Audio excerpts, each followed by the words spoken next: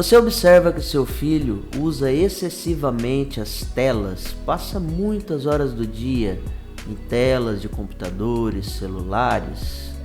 Hoje nós falaremos sobre os perigos, os pós e os contras do uso excessivo de telas, se é que tem prós, né? A gente está falando do excessivo. E hoje, para falar conosco sobre isso, eu estou aqui com a psicóloga Mariana Mendes, psicóloga clínica, atende jovens e adultos.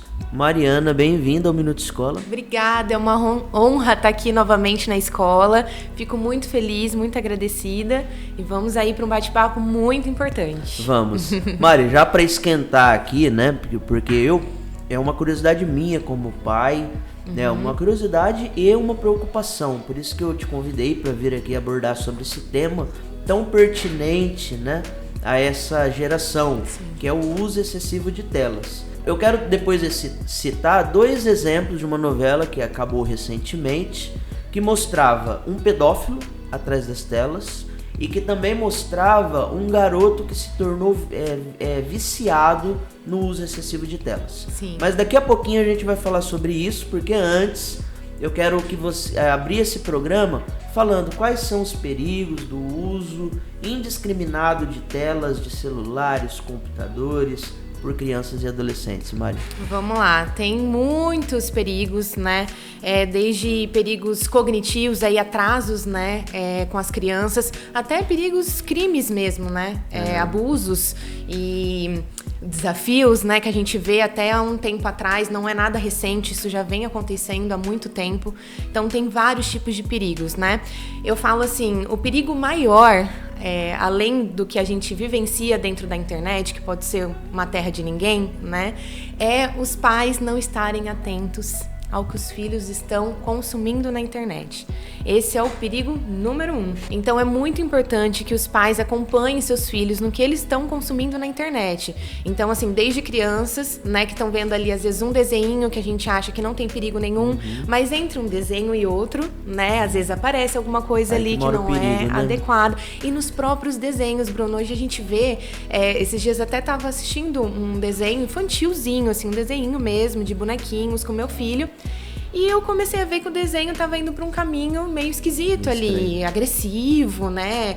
O bichinho ficava com muita raiva do amigo, ia lá, da paulada mesmo, assim, é uma coisa muito violenta. Eu falei, opa, peraí, meu filho tem 4 anos, o que tá acontecendo? Se eu estivesse fazendo outra coisa e não acompanhando ele, eu não veria esse perigo.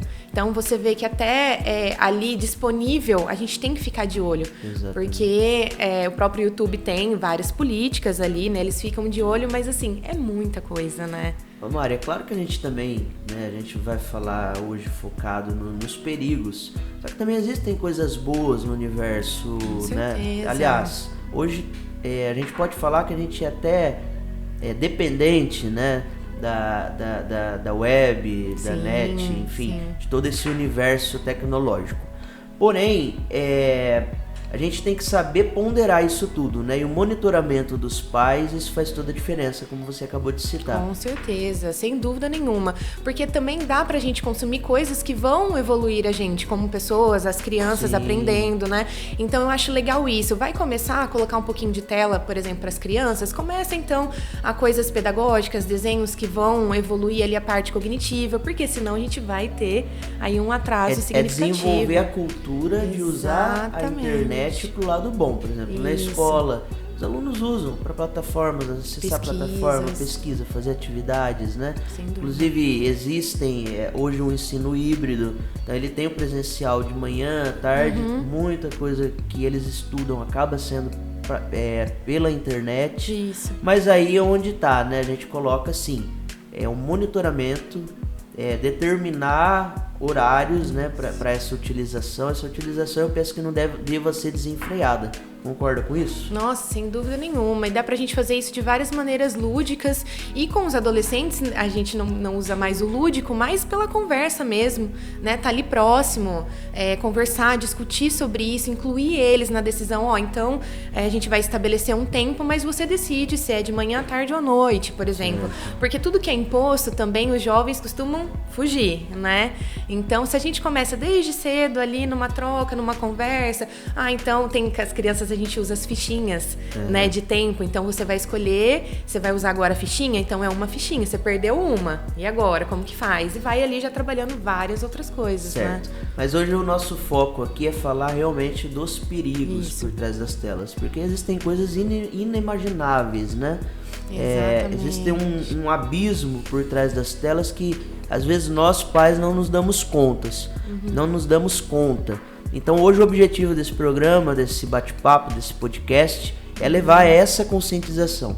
Então eu queria saber, pra gente realmente adentrar sobre a pauta, como o uso excessivo afeta o desenvolvimento cognitivo e emocional das crianças e adolescentes.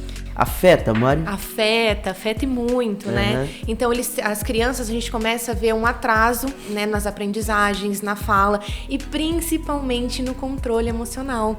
Porque como eles estão ali num universo virtual onde tudo é muito intenso, quando eles vão pro real, eles não conseguem controlar essas emoções. Então, a gente vê muitos vídeos hoje na internet, né, de mães filmando a criança assistindo e quando tira o celular, a criança, o mundo dela acaba. Ela não tem nenhuma regulação emocional. E quando entrega de novo, a criança acalma, né? Porque ali já tá muito intenso para ela. E aí a gente vai ver um atraso na fala, um atraso no que ela poderia construir com o brincar, né? A manipulação dos objetos fora, ali ela perde, né? Então ela tem um atraso em muitas coisas. E os adolescentes, o que eles perdem com isso? Eles vão ficando cada vez mais introspectivos, cada vez mais tendo a necessidade de encontrar amigos online e não na vida real, porque é muito mais fácil. A gente fazer uma amizade online, a gente não precisa ser a gente mesmo, né? A gente pode ali colocar um personagem, né? E na vida real a gente não consegue esconder. Agora eu quero entrar numa pauta bombástica aqui, né? Mais real, a gente não pode fugir dela, mas antes eu não poderia deixar de agradecer aqui os parceiros, os patrocinadores do Minuto Escola. São eles, Cleiton Barbosa, Móveis Planejados. Se você está precisando de móveis de qualidade, procura o Cleiton Barbosa e não irá se arrepender. E também o Colégio Severiano Judá e o Sever Sistema de Ensino, Robótica e Empreendedorismo.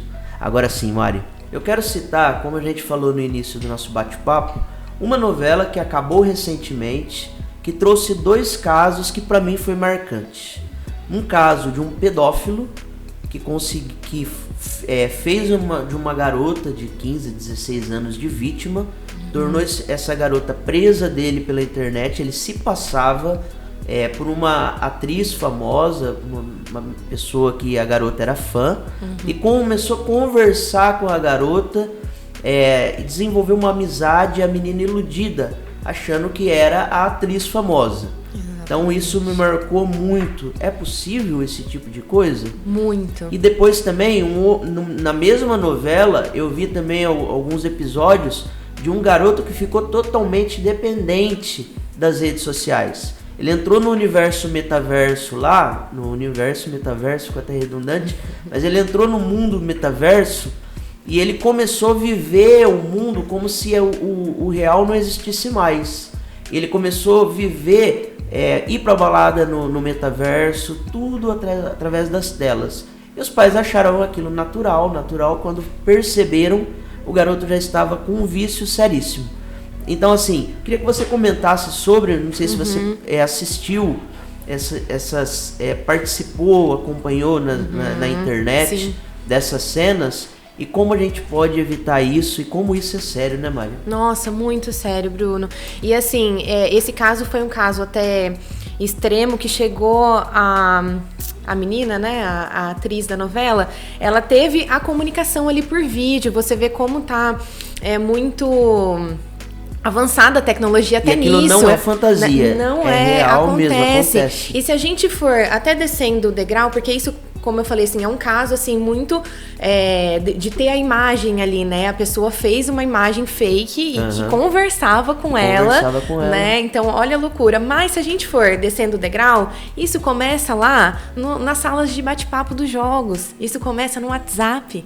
Isso começa nas redes sociais, nos perfis lá, porque eu vejo muito assim, os jovens, eles estão muito ligados ainda no tanto de seguidores que eles têm, né? Sem se importar com quem são esses seguidores, né? E se você for ver lá, eu tenho 6 mil seguidores, vamos supor, um jovem fala, será que ele conhece 6 mil seguidores? Se você abrir lá, eu costumo até falar, né, para os alunos, tudo. Não tem uns perfis lá com uma carinha de gatinho, uma carinha de cachorrinho, um perfil árabe, que agora até a gente tá falando bastante desses perfis que estão tendo uma recorrência muito grande. Quem são essas pessoas, né? Então, assim, começa numa mensagem, começa num like da foto, sem a gente perceber, é só mais um like, e vai. E esses pedófilos, eles estão muito bem preparados, eles sabem como prender a atenção desses jovens, dessas crianças, né? Crianças também. É uma coisa muito séria, eu quero até abrir um parênteses aqui e perguntar pro Chile, o nosso produtor, que é da tecnologia, né? Ô Chile, como que funciona isso? O cara coloca uma pessoa, ele muda a voz, né, através da internet e consegue colocar a voz de determinada atriz, nesse caso, por exemplo, assim, a Mariana acabou de confirmar para nós que isso é fato, que acontece mesmo, né? Mas e no campo da internet, como que eles fazem isso? Você sabe me dizer? É uma tecnologia chamada deepfake. Foi usado muito na política, em meios políticos aí para criar situações para candidatos de oposições e tal, e caiu na mão do público. Né? Então é muito fácil. Né? E assim as pessoas conseguem te clonar e fazer um deepfake. E nós pais temos que ficar muito ligados a isso, né? Muito, Bruno. Porque até então, claro que a gente sabe que a tecnologia vem avançando, mas assim, até eu acompanhar esses episódios, né? E pela internet acompanhar tudo isso, eu nem passava pela minha cabeça que esse deepfake que o Chile tá falando, que era possível, né? Que já estava em acesso, né? Uma brincadeirinha, tipo, exato. O rosto de uma pessoa no corpo de um dançarino, né? E antigamente era muito tosco isso, era muito mal feito, né? Hoje não, hoje você não sabe. Quando foi introduzido essa tecnologia, o intuito era bom ou já foi criado pensando numa questão... O intuito sempre é, entre aspas, bom, né? Mas a internet na mão de gente boa é uma bênção, mas na mão de um criminoso é o que está acontecendo, né, Mari? Exatamente. A gente vê casos de pedófilos se utilizando dessa tecnologia para fazer coisas horríveis. Exatamente. E assim, a gente, né, nós como os pais, a gente se preocupa muito em casos como esse, né, de ter a criança ou adolescente ter o acesso ao pedófilo, mas a gente esquece de que a gente mesmo posta um videozinho do nosso filho ali, às vezes pulando na piscina de biquíni, né? Às vezes fazendo alguma brincadeirinha. A gente mesmo posta, não são nem eles também, né? E pro pedófilo, isso aí basta, Bruno. A gente às vezes acha que o abuso sexual, né? O abuso ali com a criança e com o adolescente é uma questão de um contato, uma coisa mais profunda. E não. Às vezes um videozinho, uma foto, né? Tem sites com banco de dados desses videozinhos, né, que são feitos ali na inocência pelas crianças, pelos pais, que vendem isso para adultos. É muito importante a gente citar aqui, né, eu acho que é muito coerente, inclusive, porque assim, é como você disse, começa de uma conversinha no WhatsApp, o negócio vai afunilando, daqui a pouco uma chamada de vídeo, pessoas maldosas se aproveitam disso. Tem as palavras-chave, né, para usar ali na cabeça, vamos falar de uma adolescente ou de um adolescente, né, de 15, 16 anos, eles vão se iludindo porque a pessoa aparentemente, né, causa uma falsa impressão, sensação de que é amigo, é amiga. Exato. E começa abrindo, daqui a pouco o negócio vai se intensificando e, gente, precisamos tomar cuidado, né? Com essas questões, que, por exemplo, daqui a pouco, quando esse adolescente cai por si, ele já está totalmente na mão do pedófilo. Exatamente. Então pode ser que a gente esteja conversando aqui e tem adolescente passando por essa situação. Que dica a gente traz para esses adolescentes que estejam passando por situações parecidas? Olha, para os adolescentes eu sempre falo, procure ajuda, né? Porque vem uma vergonha, vem uma questão assim, como eu vou falar que eu falhei nisso com os meus pais? Às vezes eles têm pais que conversam bastante, que são abertos, né? Procurem ajuda, não estão ainda tendo força para se abrir com os pais, procure ajuda profissional, a gente entra nisso, né? O nosso papel também é ajudá-los nisso, porque é possível sair. Né? É possível a gente ter um trabalho em volta para fortalecimento desses jovens, para eles não caírem de novo numa cilada como essa e também se fortalecerem para que isso não vire um trauma, que é o nosso objetivo. Né? Então, assim, para não chegar num suicídio, por exemplo, que tem muito, né? Até desafios tem como, lembra aquele desafio da baleia azul? Né, que começou na Rússia, veio para o Brasil e o último desafio era 50 desafios, o último era se matar. E chegou a ter caso no Brasil de uma tentativa de suicídio por conta do desafio. Peça ajuda, né? É possível. Se você ainda não caiu nisso, querido jovem, querido adolescente, fique atento, né? Se seu filho é menorzinho, cuide, delimite, como foi falado no início do programa. Coloque horários, observe, monitore, né? Exato. Celulares. E se você, adolescente, está passando por uma situação parecida, peça ajuda. Tem jeito e nós precisamos combater, nos unirmos, né? Para combater esse tipo de crime. Porque isso é crime, né? Sim, então não tenha medo de procurar ajuda profissional, não tenha medo de se abrir. Você não é culpado, né? Muitas vezes o adolescente acaba entrando nisso por uma situação, por um estágio de carência. Exato. Ou em coisas parecidas, como por exemplo, acabou de namorinho com um cara que foi lá e postou uma foto que não é legal, né? Isso também é um perigo, né? Exatamente, né? sem dúvida. Sem dúvida. Os jovens, assim, eles têm que entender que às vezes eles lidam com profissionais, com adultos profissionais nisso, né? Os pedófilos, às vezes, esses, né, que entram mais a fundo, assim, usam, né, esses tipos de tecnologia, eles estudam isso, né? Eles vão a fundo pra ficar muito verdadeiro. Então, realmente não é culpa. O Chile falou pra nós aqui da tecnologia. Sim. Não só essa parte de importunação sexual, pedofilia, mas também para crimes financeiros. Sim. Tanto eu conheço pessoas aí já meia idade para cima que são vítimas o tempo todo de golpes. Isso. Então, como a gente quer que os adolescentes e as crianças tenham uma mentalidade para não cair se a gente mesmo cai, nós adultos? Né? Quantos aqui a gente não conhece alguém que, né, sem querer ali, nossa, no WhatsApp mandou um dinheiro lá. Então, assim, por isso que a gente, nós como adultos, não podemos também culpar, né, esses adolescentes, essas crianças, porque a gente mesmo pode cair. Né? Quantas vezes até com voz parecida, né? Muito. Quantas mensagens a gente já vê o filho falando com a mãe, com a voz muito parecida? Deve ser esse mesmo sistema, né, Sheila? Se não foi muito parecido. Ô mãe, eu tô precisando de dinheiro e tal, né? E tipo assim... Não, e olha, a gente tá falando de tecnologias avançadas, mas isso daí acontece em prisões. Eles ligam pra gente de prisões e conseguem mexer com a gente dessa forma, né? Hoje a gente tá na era da IA. Inteligência artificial. Exatamente. Né? E é uma coisa que a gente já via no cinema, via na televisão nos anos 90. Parecia distante. Isso jamais fosse acontecer. Já estamos vivendo isso. Eu vi no jornal uma vez, aliás, uma vez não, isso é comum, né? A pessoa está em outro lugar e aparece no estúdio. Sim, sim. Se você parar para pensar, né, é uma tecnologia muito avançada, né? Exatamente. Então, gente, a tecnologia tá aí, ela faz parte, ela existe. Mas nós precisamos estar atentos, né? E usar tudo isso com sabedoria. Exatamente, porque excluir a tecnologia também não faz o menor sentido, né? Eu vejo muito pai e mãe assim. Eu acho que é um caminho sem volta, né? Exatamente, porque eles vão buscar de alguma forma isso, né? Aí, às vezes, a gente pega alguns pais falando, mas na minha época eu não precisava de nada disso. Mas a nossa época é outra, as coisas mudaram, a gente tem que ter essa consciência.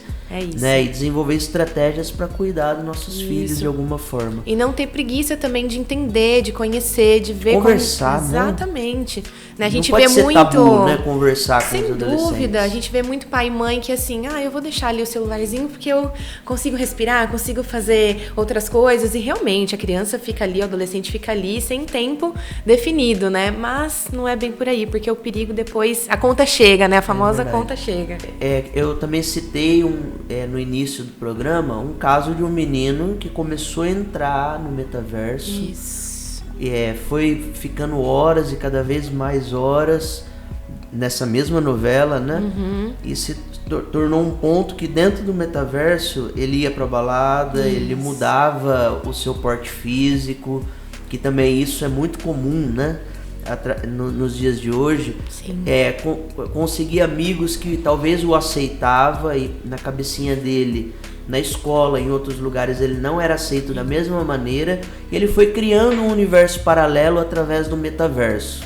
E hoje a gente escuta sempre, né? A gente estuda sempre, inclusive, e não é incomum a gente ver adolescentes viciados, extremamente viciados nesse universo do metaverso, inclusive fazendo compras, gastando no cartão dos pais, às vezes os pais nem sabem, e compra sapato pro personagem dele do metaverso, compra roupas, e compra mesmo, né? Entra lá e fazem compras absurdas. Até porque tá tudo na tela já, né? Tá tudo na tela. Isso. É muito fácil. Muito fácil. Então, você vê, vai começando devagarzinho, a criança vai intensificando, o jovem vai intensificando as horas na rede, e muitas vezes os pais nem se dão conta. E quando se dão conta, isso se tornou um vício. A gente pode comparar isso, Mari, com uma dependência química? Quando chega em determinado estágio, claro. É um vício como outro qualquer, na verdade, né? Porque tem um ganho muito grande, e quando a gente tira isso, essa abstinência, seja ela qual for, né, de qualquer vício, você vê que a pessoa não consegue, né? Ela tem um...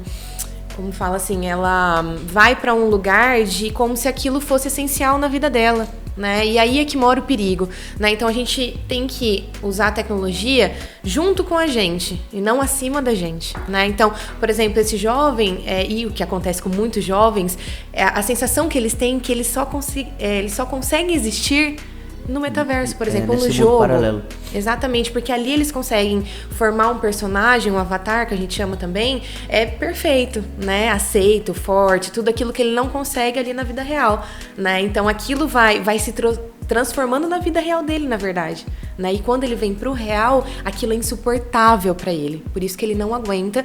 Mesma coisa que acontece com os dependentes químicos, né? Aquilo altera tanto o corpo, o cérebro dele, que ele precisa daquilo. É como se ele não conseguisse viver sem aquilo. Tudo isso aquela que a gente sensação, tá falando é né? muito preocupante, né? Muito. E eu falo até como pai também, além de educador, mas assim, geralmente acende um alerta. Sim. Muitas vezes nós pais não percebemos.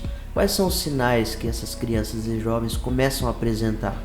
Olha, de criança a gente vê exatamente isso. Quando a gente oferece ali uma tela, um celular, uma TV, e quando a gente estabelece um limite que a gente vai retirar e a criança não consegue entender, né, não consegue se controlar ali, ficar sem, ou ela não consegue perceber que as outras brincadeiras, os outros brinquedos também têm um poder ali legal para ela, é um sinal de alerta. A gente tem que prestar atenção, porque aquilo tá afetando de uma forma negativa, né? Crianças também que... É claro que a gente não trabalha muito com... determinado ano a criança tem que falar, né? Determinado, né? Porque cada criança é uma criança, mas a gente tem uma média ali. E se a gente percebe um atraso... Nossa, meu filho ali... Por quê? Se a gente não se comunica, não faz esse exercício com o filho, ele não vai conversar com a TV. Ele não vai conversar com o celular, né? Então, como que ele vai aprender?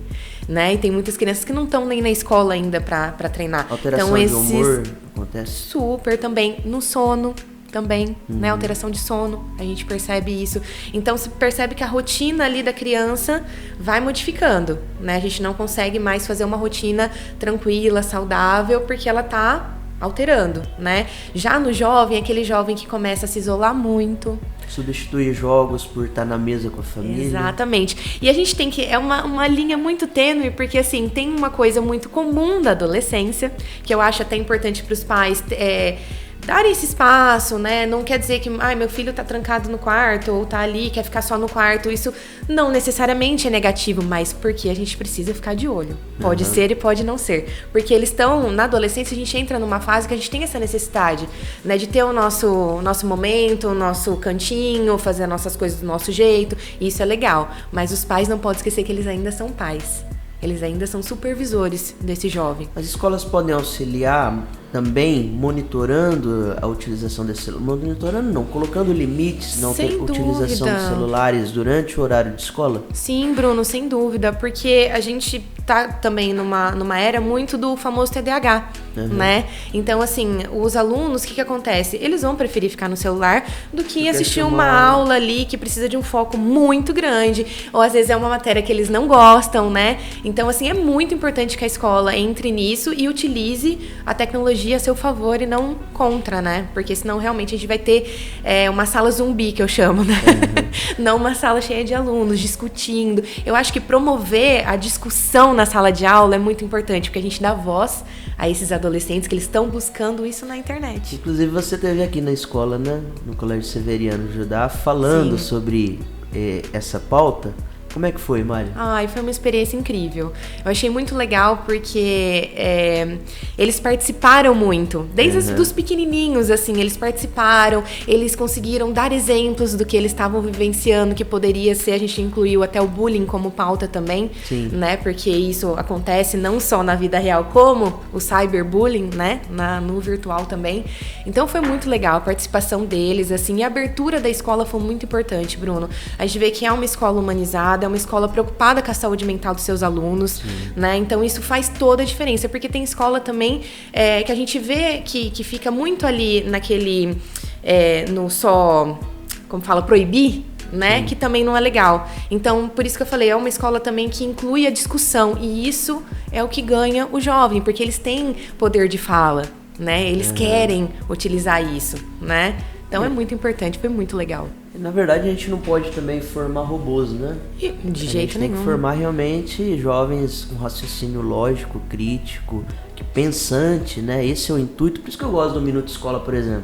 Sim, porque a gente consegue mostrar de uma maneira prática, ou pelo menos tentamos mostrar de uma maneira prática, né?